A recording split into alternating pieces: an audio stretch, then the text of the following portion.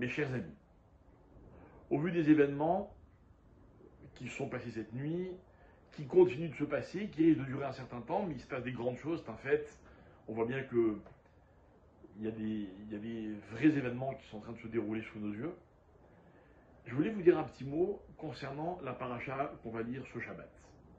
Paracha de Béalotecha, la Torah nous raconte l'épisode qu'on appelle les Mitonénim.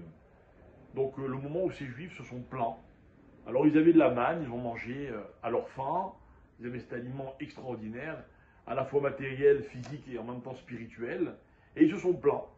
Et on est choqués. On se dit, enfin, ils ont été gâtés, privilégiés par Hachem, et ils se plaignent. Mais mes chers amis, c'est la nature humaine. Quand on reçoit quelque chose, quand on s'habitue à quelque chose, on veut autre chose, c'est normal.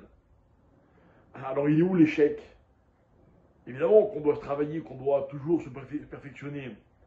Mais est-ce qu'on peut condamner quelqu'un parce que c'est sa nature? L'idée, mes chers amis, c'est que, en fait, il faut savoir ne pas s'habituer. En fait, il faut être capable, quand on a des privilèges, quand on reçoit des cadeaux, quand on a de la chance, pour employer un mot vulgaire, quand on est l'objet de toutes les attentions, et notamment celle d'Hachem, on ne doit pas s'habituer. On doit toujours réaliser de notre chance et à quel point c'est exceptionnel.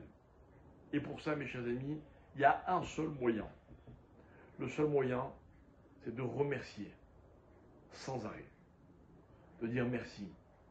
Alors, quand nos parents nous ont gâtés, nous ont donné tout ce qu'il nous fallait, est-ce qu'on leur a assez dit merci?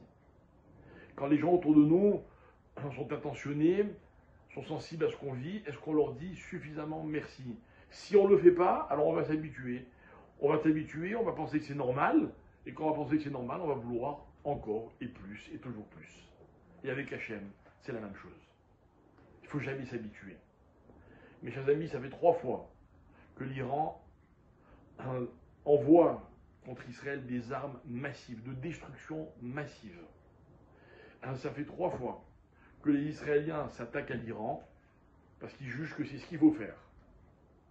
Alors, outre le caractère exceptionnel de ces combats, où évidemment on n'en sait qu'une toute petite partie, on se rend compte que les Juifs, l'État d'Israël, fait des choses incroyables.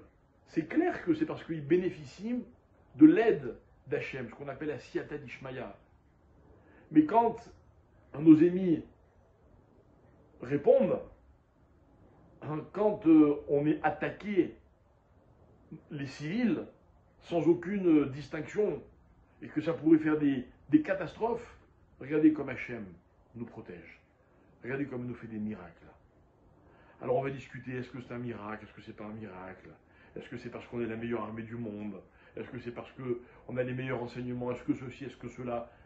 Mes chers amis, à la base, il y a un Hachem qui ne nous lâche pas une demi-seconde. Pas une demi-seconde.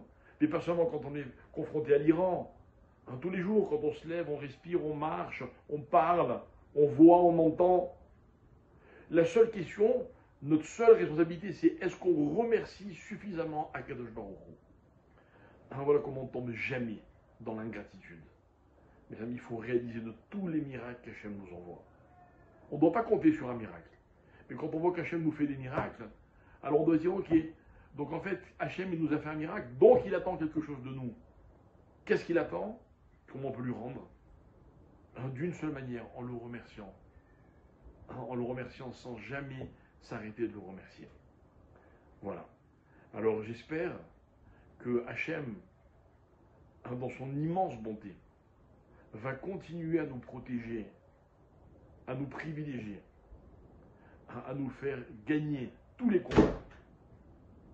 Parce qu'on le méritera, parce qu'on l'a remercié pour les miracles qu'il nous a fait. Un jour, il a ouvert la mer, et tous les jours, depuis dans toutes les synagogues du monde, dans tous ceux qui font la prière, remercient Hachem en lui rendant hommage. Voilà pourquoi on a mérité et on continue de mériter ces miracles. Alors remercions Hachem. N'arrêtons jamais de le faire. Et comme ça, on ne s'habituera jamais à ces immenses bontés et à ces immenses cadeaux qu'il nous fait.